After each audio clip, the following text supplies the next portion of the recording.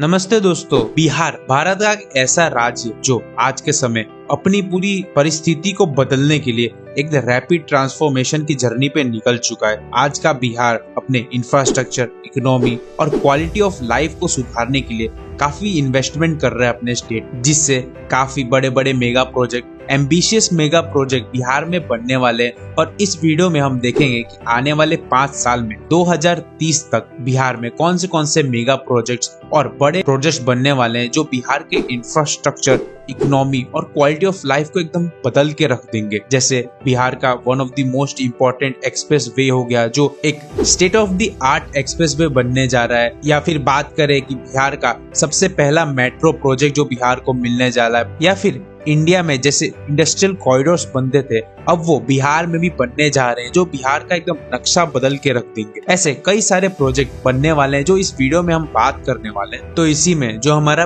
5वां प्रोजेक्ट है, Ganga express way project. अभी के समय ये जो एक्सप्रेस वे है वो यूपी में बनाया जा रहा है और ये काफी सक्सेसफुल और one of the famous express way है यूपी का। और वही अब ये एक्सप्रेस वे बिहार में भी बनने जा रहा है, एनसीआर से लेके बिहार तक, जो बिहार में पटना सिटी को भागलपुर से जोड़ने वाला है। और ये एक्सप्रेस वे इतना इम्पोर्टेंट इसलिए है कि जैसे आप अभी पता है कि जैसे हमारे पहले समय में नदियां हमारी लाइफलाइन हुआ करती थी, नदी के किनारे बहुत सारे एंशिएंट सिटीज बनते थे, इंपॉर्टेंट सिटीज बनते थे। वैसे ही इस समय हमारे जो रोड्स होते हैं, एक्सप्रेस वे, हाईवेज होते हैं, उनके किनारे कई सारे इंडस्ट्रियल कॉरिडोर्स बनते हैं, फैक्ट्रीज लगती है और ऐसे बिजनेसेस चलते हैं। तो इसीलिए बिहार में सबसे ज्यादा इम्पोर्टेंट है कि ऐसे बड़े बड़े एक्सप्रेस वे जाए, जिससे बिहार में इंडस्ट्रियलाइजेशन बढ़े, लोग ज्यादा से ज्यादा बिजनेस कर पाए और बिजनेस करने की सहूलियत भी हो पाए। इस एक्सप्रेस वे की बात करें तो ये 6 लेन का एक्सप्रेस वे बनाया जा रहा है, जो बिहार में 519 किलोमीटर लॉन्ग बनाया जाएगा, जो along side of Ganga river चलने वाला है, जिसमें बिहार के कैपिटल पटना को भागलपुर से कनेक्ट किया जाएगा। इसकी वजह से जो ट्रैवल टाइम इन दो सिटीज के बीच में रहता था, या बिहार में कहीं भी ट्रैवल टाइम रहता था, उसे 50% तक डिक्रीज किया जाएगा, जो बिहार के ट्रेड और टूरिज्म को बूस्ट करने वाला है एट लास्ट। और ये जो हाईवे प्रोजेक्ट है वो कोई छोटा मोटा प्रोजेक्ट नहीं है, ये एक state of the art highway बनने जा रहा है, जिसमें कई सारे state of the art amenities भी रहेंगे, जैसे इलेक्ट्रिक व्हीकल चार्जिंग स्टेशंस रहेंगे, स्मार्ट टोल प्लाजास बनाए जाएंगे और एडवांस सेफ्टी सिस्टम्स के यूज किए जाएंगे।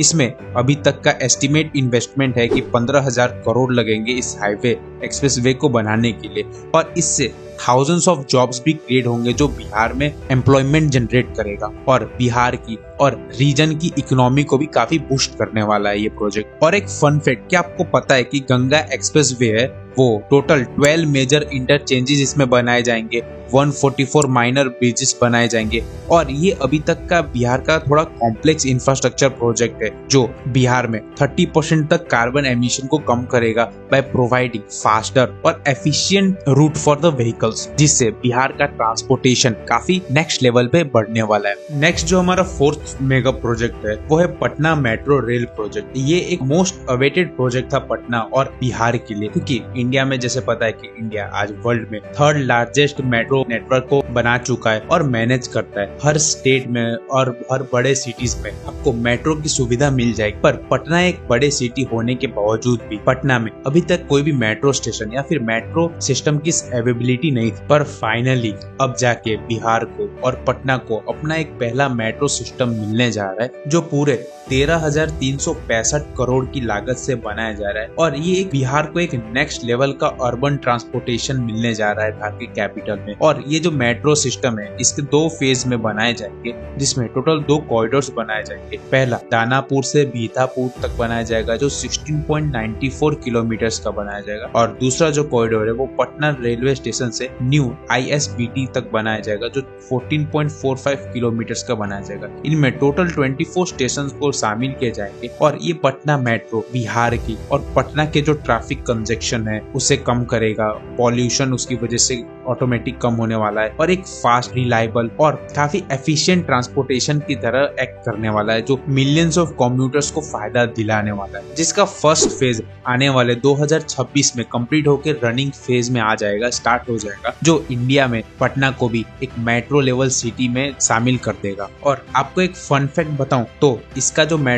पटना मेट्रो का जो एस्टिमेटेड राइडरशिप का कैपेसिटी जो एस्टिमेट किया गया है वो 4.5 लाख पैसेंजर पर डे का है, जिसकी वजह से एक अपने जो पटना मेट्रो के जो लोकली सिटी में जो पब्लिक ट्रांसपोर्टेशन सिस्टम है उस पे लोड काफी सिग्निफिकेंटली कम होने वाला है। और ये जो मेट्रो स्टेशन है उसमें सोलर पैनल्स लगाए जाएंगे, जिससे वो एनर्जी एफिशिएंट भी हो पाएगा और इको फ्रेंडली भी बन पाएगा। नेक्स्ट जो नंबर 3 पे हमारा जो प्रोजेक्ट है वो है बिहार का इंडस्ट्रियल कॉरिडोर। जैसे हमको पता है कि इंडिया में काफी सारे जो इम्पोर्टेंट हब और सिटीज है वहाँ इंडस्ट्रियल कॉरिडोर्स बनाए जा रहे हैं। जैसे दिल्ली मुंबई जो इंडस्ट्रियल कॉरिडोर है वो वन ऑफ द फेमस और one of the important industrial corridor है इंडिया का। उसी का एक्सटेंशन आप मान सकते हैं या उसी का एक पार्ट यहाँ भी बनाया जाएगा, जिसका एम है कि वो 50,000 करोड़ का इन्वेस्टमेंट को अगले 5 साल में गैदर कर पाए। और ये जो बिहार में मेन कॉरिडोर बनाया जा रहा है ये मेन कुछ इंडस्ट्रीज पे फोकस करने वाले, जैसे फूड प्रोसेसिंग पे, टेक्सटाइल पे, आईटी पे और रिन्यूएबल एनर्जी पे। और इस कॉरिडोर का जो मेन बेनिफिट सिटीज होंगे वो है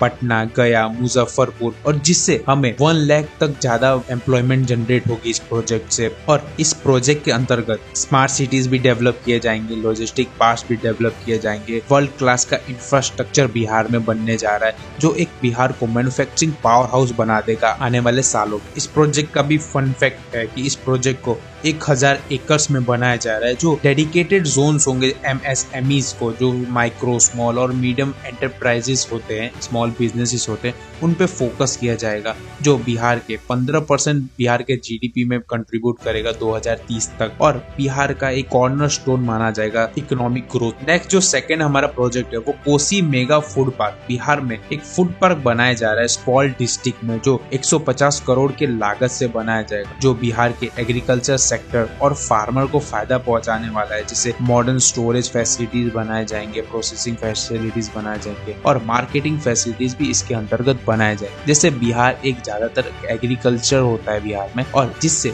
वहाँ के फार्मर्स और एग्रीकल्चर इंडस्ट्री को काफी बेनिफिट मिलने वाला है। और इस फूड पार्क में state of the art cold storage units बनाए जाएंगे, पैकेजिंग फैसिलिटीज बनाए जाएंगे, प्रोसेसिंग प्लांट्स बनाए जाएंगे, जो क्रॉप्स लाइक मेज, मैंगो और लीची को प्रोसेस कर पाए। और इससे 25,000 फार्मर्स का बेनिफिट होगा, और इससे डायरेक्ट या इनडायरेक्ट 5,000 जॉब्स तक क्रिएट होने वाली है, जिससे बिहार को एक फूड बास्केट ऑफ इंडिया भी बनने में काफी हेल्प होगा। और आने वाले समय में बिहार को भी एक फूड बास्केट ऑफ इंडिया के नाम से कहलाया जाए। और इस वीडियो का जो पहला प्रोजेक्ट है वो है बिहार का रिन्यूएबल एनर्जी रिवॉल्यूशन, जिसमें आने वाले 5 सालों में बिहार 3000 मेगावाट ऑफ सोलर और विंड एनर्जी जनरेट करने का प्लानिंग कर रहा है, जिससे बिहार फॉसिल फ्यूल के ऊपर डिपेंडेंसी कम कर सके और एक सस्टेनेबल डेवलपमेंट की ओर जा सके। इसमें जो की प्रोजेक्ट्स बनाए जाएंगे वो है बिहार सोलर पार्क, जो गया में बनाया जा रहा है, जिसका जनरेशन कैपेसिटी 5 मेगाहर्ट्ज तक है, जो इलेक्ट्रिसिटी जनरेट कर पाएगा। Kosi basin wind energy project है, जो वहां के रीजन के जो विंड एनर्जी प्रोड्यूस करने का पोटेंशियल है उसे